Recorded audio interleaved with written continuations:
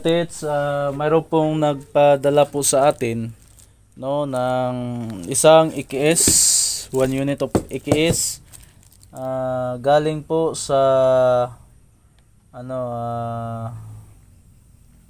Barangay Lacson, Kalingan District, Davao City, no.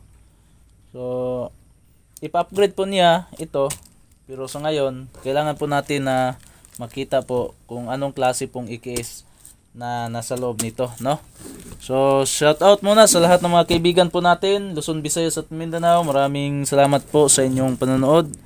So, ngayon, i-unbox po natin, no? Kasi gusto niya na na i-upgrade po. Ito.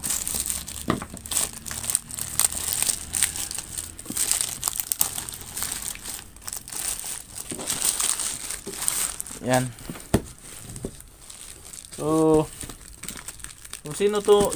kung sino yung may EKS dyan na gusto kayo magpa-upgrade, mag-chat lang kayo sa Ruli Adlaon Luok sa messenger po natin, no?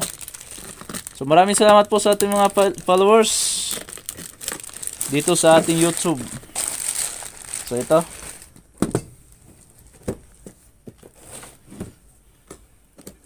Yan. Ito lang, no? So ito po yung EKS niya. So bago, no? Ang bago. So ano kaya ang problema nito, no? Bakit gusto niyang i-upgrade po, no, yung EKS niya? Tingnan po natin. Ikutin natin kung tumunog. Ayaw.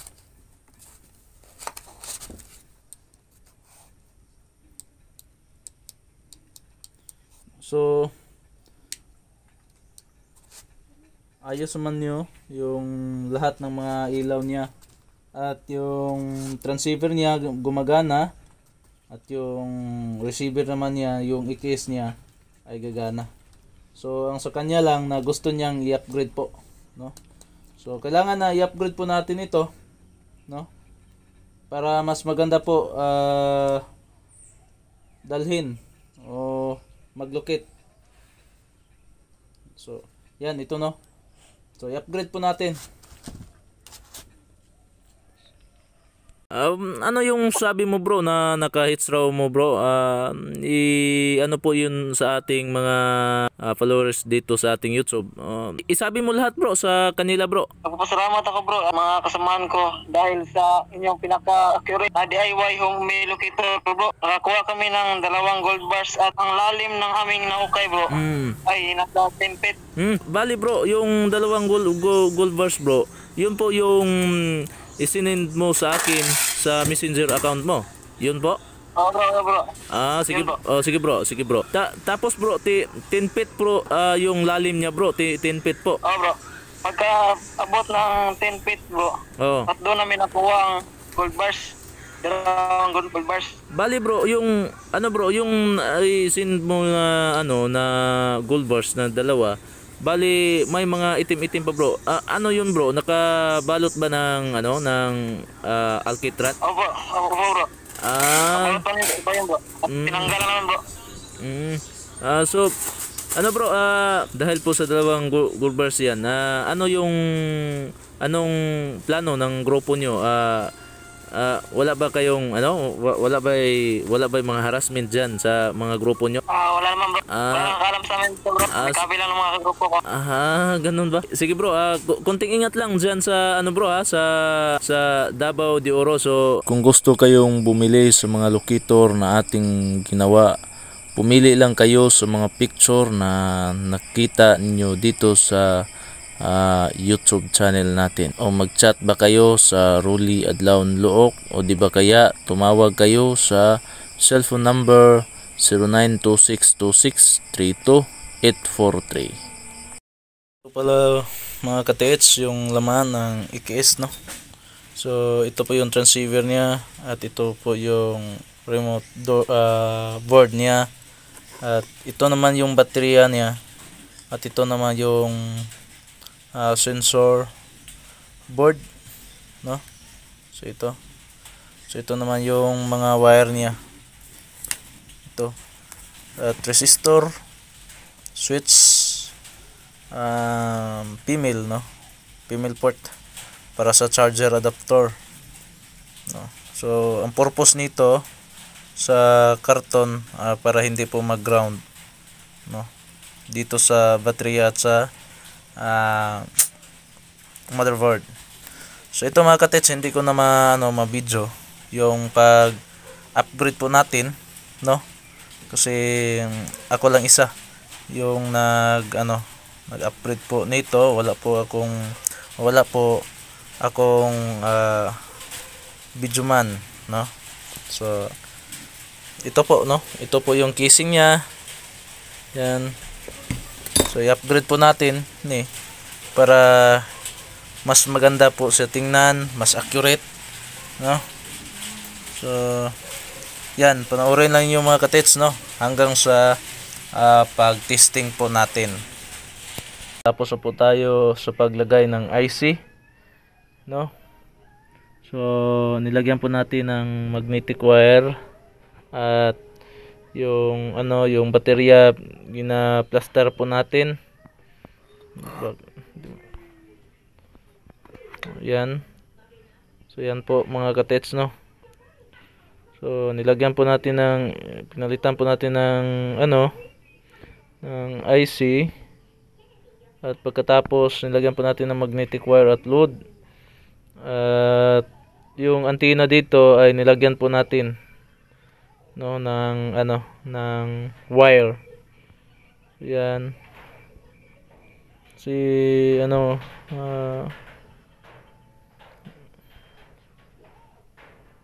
ito, yan na po, no. So i-try po natin kung gagana ba siya o hindi. So i-on po natin ito, yung ating EKS na upgrade. So nag-blank na po siya. Yan. So ito naman, i-on na po natin yung transceiver niya. Kita nyo mga katets, no, na medyo malakas po na yung ilaw niya kasi nasasagap na po niya yung transceiver. I-try po natin sa copper mga katets, no. Tingnan po natin kung iilaw ba yung copper. So yan, umiilaw yung copper. At silver, yan, umiilaw. So gold power, yan, at saka yung diamond. So gagana na, no. Kanina medyo nahirapan po tayo kasi hindi po siya gagana. Pero actually kanina wala pa natin siya binuksan, gagana siya talaga. Pero pinalitan po natin ng EKS, biglang hindi po siya gagana. So nakalimutan ko yung pag-attach ng isa, no. So yan, ito gagana na ito. So ipadala na po natin bukas, no. Ready to use na po ito, no. So ito po yung in-upgrade po natin na EKS. So actually mga katits, dalawa po ito, no. So ito, yan, ayusin po natin. Hindi po mag-power, pero kapag mag-charge siya ay pumower siya, no. So may diferensya yan talaga. So tingnan po natin mamaya. So ito yung transceiver niya, pero ito yung priority po natin, no, kasi mas una po ito, no. So ito na nakarating na po yung pisa na in-order po natin. So ito, baka bukas masabay po natin ito sa pag-deliver. So sa ngayon lang, ito lang po yung matry po natin, no, kasi isunod ko ito sa pag-ayos. So yan. So antayin nyo mga katets, no, yung mga magnetic wire nasa ilalim. At pagkatapos na maayos po sa pagsukat ng mga magnetic wire, itakip ko na ito, no. So abangan nyo yung pag-testing natin, no, sa ating EKS upgraded. Ito na po yung EKS mga katets, no. Ito na po yung in-upgrade po natin. Pinapalitan po natin ng antenna at saka yung IC po sa ilalim, no. So mayroon pong tatlong antenna dito na parang antenna ng router. Ito kabit, no. So mayroon po tayong nilagay dito ng magnetic wire, at i-try po natin sa ating collection gold and relo, no. So dito Yan. So, ito po yung transceiver niya at ito po yung kit AKS locator, long range locator, no? So, i-power po natin ito at ito para mag-scan po siya at iset po natin sa gold kasi gold po yan, no? So, pahabain lang po natin ito. Yan. At siya lang po yung kusang, antayin na po natin na siya po yung kusang gumalaw, no? Yan, no? Yung may nag-comment, no, na ano ko sa iba, ipatago ko sa iba. So may video na po ako, no? Hindi ko na lang ipatago sa iba kundi itinapon pa, no? So para makita mo followers ko, panoorin niyo kasi magawa po kami ng video na itapon po namin ulit, no, yung jewelry. Tapos hahanapin ko. Hindi po ako makatingin kung saan po kung saan po nakalagay yung jewelry, no, na itinapon. Pero hahanapin ko, no. Marap ako sa camera at hahanapin ko. So, antayin mo lang ha yung video po natin. Pero sa ngayon lang, ito po yung video po natin kasi ipadala po natin ito sa Davao City, no? So doon po natin ipadala ito. Kasi ipaayos po niya kasi hindi po ito gagana. Pero ngayon ay gagana na po. So nakauna. So yung paggamit po natin, kailangan naka southwest pa rin kita, no? So yan. Dito. At ito naman.